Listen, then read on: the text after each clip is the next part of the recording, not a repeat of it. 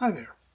In this lecture, I'm going to talk about ancient India, the Indus Valley civilization, and the beginnings of Hinduism.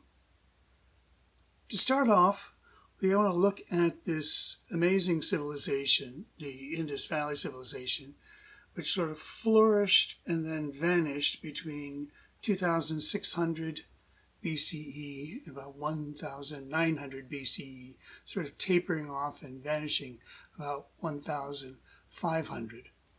At its peak, the Indus Valley civilization was twice as large as civilizations found in Egypt, Mesopotamia, or China. This vast, complex civilization flourished in an area of western India along the Indus River, and thence its name, the Indus Valley Civilization. We don't know what they called themselves. We don't know what names they used for the cities they created. All we have are the names of cities nearby them today. So when we speak of the major cities of Harappa and Mohenjo-daro, those are not the names that the Indus Valley Civilization people gave their own cities. There's so much mystery surrounding this civilization. Its size and its sophistication and its overall structure is quite in contrast to other civilizations we've seen at this time. As you see in comparison, Egypt, Mesopotamia, and China are all much smaller than this civilization that flourished in this region. And more than that, it was quite sophisticated in its organization.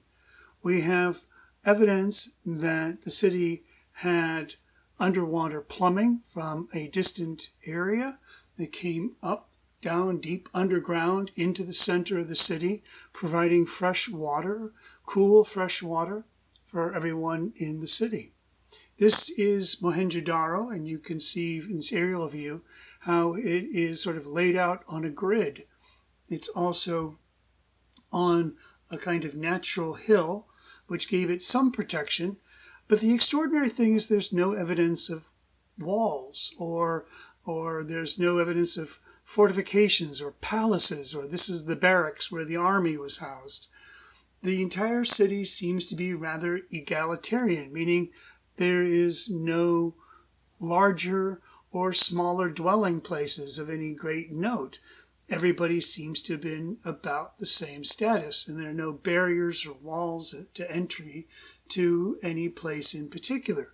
So it seems like people could freely move about the city as they wished. And the extraordinary thing, as I say, is this grid pattern. Most cities at this time were just sort of randomly developed along well-worn paths from the shortest distance from one place to another. To establish a grid in a city means there must have been a great deal of planning at the outset. And the other remarkable thing is that throughout this city, and throughout all the cities in the Indus Valley civilization, they had a standardized brick size. Again, the level of organization and sophistication and the coordination is truly remarkable. How did they do it? You can see the sort of way in which the bricks here in the great bath of the Mohenjo-daro ruins, how regular they all are. What's missing, though, and what surprised the early archaeologists, was that despite the incredible sophistication and scale of this city, there's no real evidence of any kind of great works of art. There are no monuments. There's no statues to heroes or gods or kings. Everything we see is plainly created. Whatever decoration or ornament is not survived. And so there may have been art made at this time, but it was possible that it was just made of ephemeral materials, things that have decayed and disappeared over the centuries. So the British were the first to identify the ruins in 1857, and it was further explored in 1912. So we've only been really exploring this for about 50 years. World War II and the subsequent struggles between Pakistan and India have complicated archaeological digs. So we're still uncovering a great deal of what needs to be learned about this civilization. That said, there may be mysteries that we'll never be able to fully answer. So you can see in comparison, the Mohenjo-daro plan view is quite remarkably organized compared to a typical city like Casablanca, which is sort of a tangle of roads without any central planning at all. Most cities just kind of grow up where people want to live and build roads where they need to go.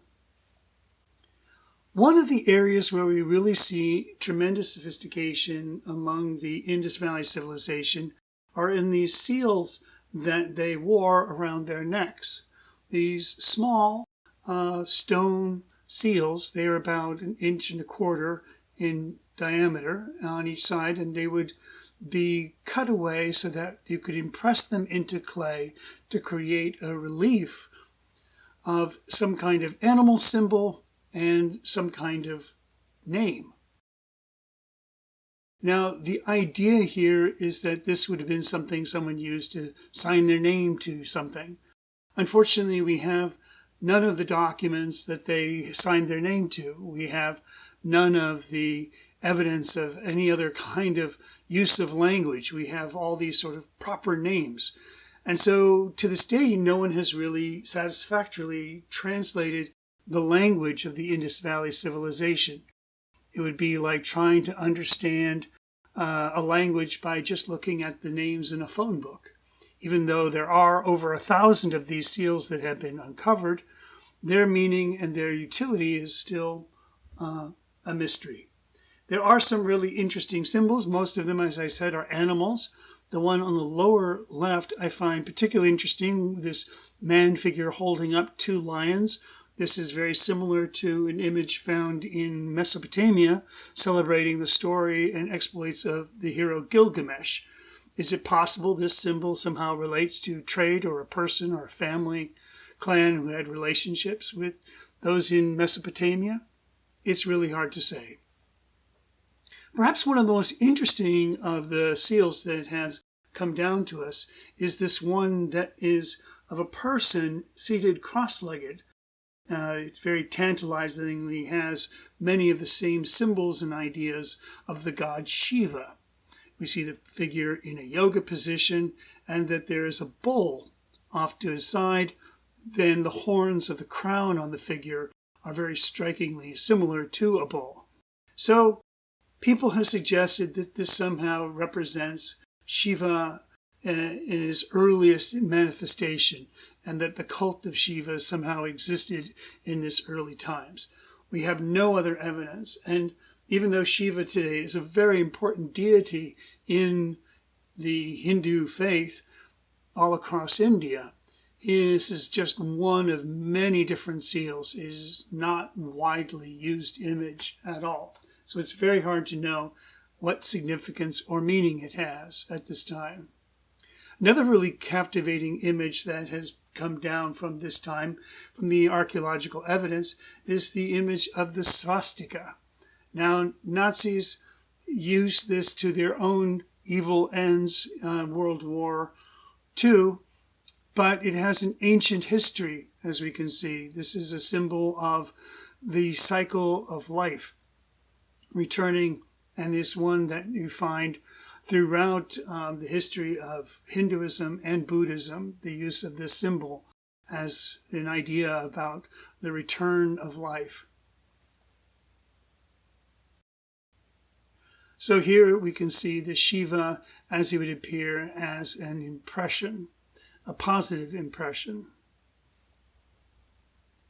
As I mentioned, without any great monumental works of art, all that has been uncovered from these cities are these small, simply made ceramic toy-like objects, little clay carts or objects that may have been something for a toy, or if they had any kind of religious or cultural significance, it's not obvious. They're so simply made, it's possible someone could have pinched these things together in a matter of hours or such. They don't have any great particular care or sophistication. That said, they do give us a very interesting insight. The people there had the wheel, even though they did not develop it into a machine of war like the chariot. They had jewelry and adornments. Here, one of the things that I find particularly interesting in this figure of the female is how perfectly round that belly button is. It seems with such great care that belly button has been cut. Everything else about the figure seems kind of loose and slapdash, except that one very precise hole right there. There are a few other interesting figures that have been found. Again, one of the most common figures that is often displayed when people are talking about Indus Valley civilization is this tiny little bronze figurine, barely 4¼ inches tall. It is called the dancing girl, though the girl does not appear to really be dancing, just sort of standing there with her arm on her hip. And there you see the same kind of treatment of clothing, jewelry, but there's a kind of pride and confidence with this figure that is really quite charming. But we really have no idea why it was made or what purposes it had, and as it is really just about one of the only things that has survived down to the present day, it stands as a sort of extraordinary testament to the lack of art that was happening. The other figure here is this red limestone male torso. It's also very enigmatic. We're not quite sure how it was used. There seems to have been some kind of joints, possibly, for the arms, some head put on there. Why was the body sculpted in this very realistic manner, with this large, full belly and the deep navel? Again, the belly button is an idea about art that comes later back into Hindu art, and it's something that you should take note of at this time. So the Indus Valley civilization fades away. The demise of the civilization is unclear. It's possible that there was a drought over a series of years that made navigation in the river impossible, and failing the crops in the fields, the people simply moved out of the city and fended for themselves. So what we do know is that long after the Indus Valley civilization had kind of reached its peak and had declined, this new population from Central Asia, the Aryans they called themselves, the noble ones, comes into the Indus Valley region through what is now known as Afghanistan. The Aryan people were nomadic, and they had pastoral. They herded sheep and goats, and they were very warlike. They had the chariot. They didn't have a written language. They had a very exacting oral tradition wherein they memorized hundreds of pages of religious texts known as the Vedas. Hence, this period of their arrival is often referred to as the Vedic period. The religious texts were in a sacred language called Sanskrit, which was only used for prayer and addressing gods and religious practices. The other language that they commonly used throughout their ordinary days was Prakrit. Because of the division between these two languages, Prakrit evolved and changed with the needs of everyday life, and Sanskrit changed very, very little.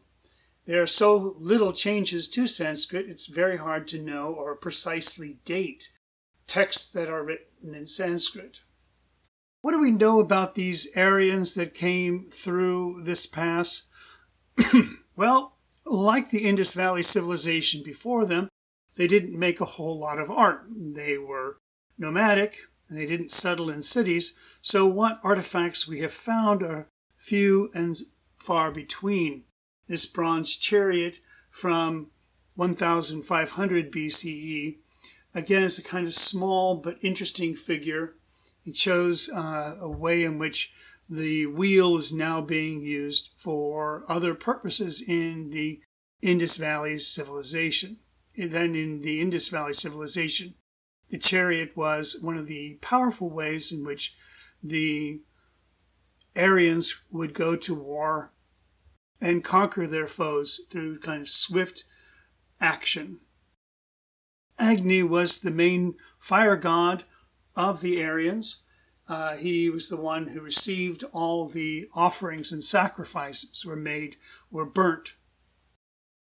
There are references to images of gods from these ancient Vedas, but none of those images has ever survived. So today you can see the writing of Sanskrit.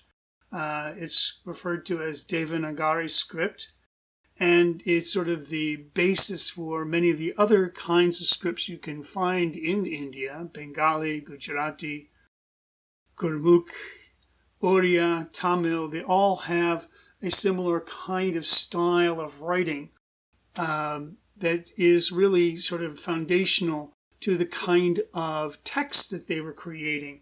This sort of writing is what happens when you have to write on a palm leaf and inscribe it. The kind of mark making they're doing here sort of is accentuated by the medium that they were writing in.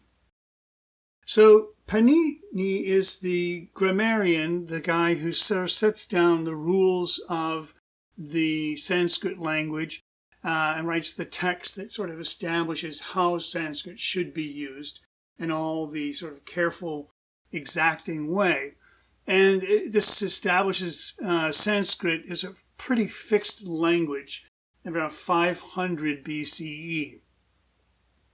Today, Sanskrit is what you would call a dead language. There is no sort of living people who use it, everyday language. There is, like Greek, ancient Greek and Latin, they have a very important cultural significance, but they are not spoken languages. So the Vedas give us a lot of interesting things. Aside from understanding the god of fire, Agni, we know there's Indra, the god of the sky, and Varuna, the god of the ocean, that there are these patterns and designs that are the foundation of the way temples are supposed to be designed. They are called yantra. That there are prayers that are spoken, they are called mantra. And there are offerings to be made called puja. And these are sort of the foundation of Hindu practices today.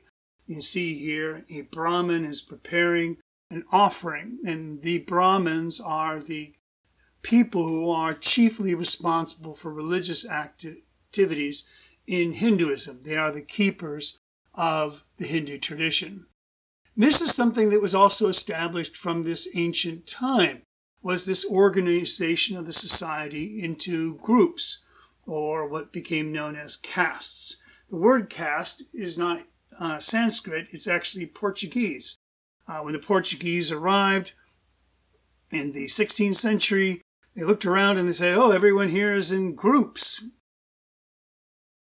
And so there are caskets, like this idea of they're all in bunches. And they don't mix, they don't intermarry. You are born and you die within your caste. Well, it sounds all kind of very fixed, and really that's the ideal, but of course there's all kinds of ways in which people have complicated and made this caste system really, really difficult to fully grasp. The caste system is established with basically 4 main castes, and then one group known as the Dalit, or the oppressed, who are non-caste people, who don't even enter into the same level of society as everyone else. The sort of basic shape of the caste system was formalized by this scholar Manasmutri in the 2nd century BCE. Sort of set down the obligations of all the different castes.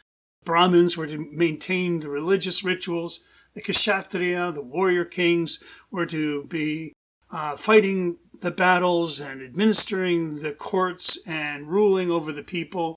The Vaishya, the merchants, were the people who were going to be selling goods, and the semi-skilled laborers or fine artisanal works would be coming from the Vaishya. And the Sudra, the common laborers, ordinary farmers, these are the people who make up the bottom strata. And this is hierarchical. So the Brahmins really have authority over the Kshatriya, Kshatriya over the Vaishya and the Sudra over not so much. The Dalit, the untouchable, is really this idea that they are polluting, that they have been born and continue to work in these sort of desperate situations where they are given the most difficult and polluting jobs, jobs such as cleaning latrines or killing animals. This sort of polluting job is given to the people who are in this lowest caste. And so people like the Brahmin, who are the highest caste, will sort of go out of their way to avoid contact with these lower castes. The system of the Vedas was in force in India for about 1,000 years or so. But over time, there need to be some changes. We know from the beginning there was a development of the Ishtaka, a kind of brick made to use sacrificial offerings, and mudras were developed at this time from around 800 BCE. We get the first records of these practices. But it's during this, what we call the axial age, around 600 to 400 BCE, some really significant changes started to happen in Hinduism, which wasn't even known as Hinduism there. It's just the way people live. But there were challenges to the caste system. People really resented the hierarchy of Hinduism. And so there were probably over 100 different religions at this time, of people sort of trying out different kinds of faiths and different kinds of religious practices. Two of them, which have maintained, become major world religions, Jainism and Buddhism, can still be found in India today, alongside Hinduism. So, as this period of change, these people are questioning and people are trying out new kinds of religious ideas, a series of new stories appear. The Mahabharata was the first, sometime between the 4th and the 3rd century. And it speaks of these heroic exploits of these kings and princes, and it sort of includes a lot of sort of spiritual ideas as well. Now, the Mahabharata comes to be the sort of sacred text, along with the Ramayana and the Puranas, that later sort of fill out the sort of characters and who they are and their histories. The Mahabharata, being the oldest, is perhaps one of the more complicated stories. It's also the longest of all of these texts. And it is said to have been based on real events. Of all the stories, it's the one that seems the most probable to have been based on real events that occurred in India. But despite looking and searching, no one has ever found any evidence to suggest that the events of the stories actually took place. There is no way anyone has ever been able to tie any actual archaeological evidence to any specific characters or cities or places mentioned in the Mahabharata. It's all speculation. And we really don't have a lot of archaeological evidence. That's always been the problem with ancient India, was it's been pretty brutal to archaeological evidence. We do see the painted gray ware. From Uttar Pradesh, we start to see a growing sophistication in manufactured goods. People are settling down more. During this time, we start to see larger and larger settlements. And With that, we also see sort of prestige objects, objects that clearly were used by people of greater status, something that would have been more ceremonial. And all of this is sort of happening at the same time as these stories are being told about kings and princes and their heroic exploits. Another important thing to remember at this time was these stories were disseminating through picture recitation. This is a tradition that still exists in India today in many different forms. In the ancient past, it was a performer known as the Saubika, who was a low caste person who had this exceptional knowledge of the tradition and would wander the countryside and talk to ordinary people and also perform for the highest court audiences. The Saubika was a person who would have these pictures that they had painted themselves, and they would use these pictures to sort of elucidate and inform their audience of the story. Now, there are two traditions that have survived down to the present day, and they're related, but they're also quite different. In northwest India, the picture recitation is done with a single large mural. The performer comes out and sings and recites the story, and depending on the story, he just points to, if it's a battle scene, he'll point to a horse and talk about the battle scene from the picture of a horse. If it's an audience scene, he'll point out certain characters which resemble the characters he's talking of. So the painting doesn't change, but the story does. In northeast India, the Patua, they're called, they have been in sort of inventing new stories and new pictures to go with them. There are a long scroll that they carry. These are much more intimate audiences, and they are traveling performers who sort of wander from village to village. You can see here on the scroll on the right, this would be a story of the Ramayana. We see a golden deer, we see Lakshmana and Sita, we see the hermit who's come to capture Sita, he's grabbing her by the hair, and in the lower panel we see Ravana carrying off Sita in his chariot, and he is battling the eagle Jatayu. So this is our introduction to the way that the stories were disseminated and existed in this beginning part of Hindu history. Our next lecture will look more at the iconography that developed.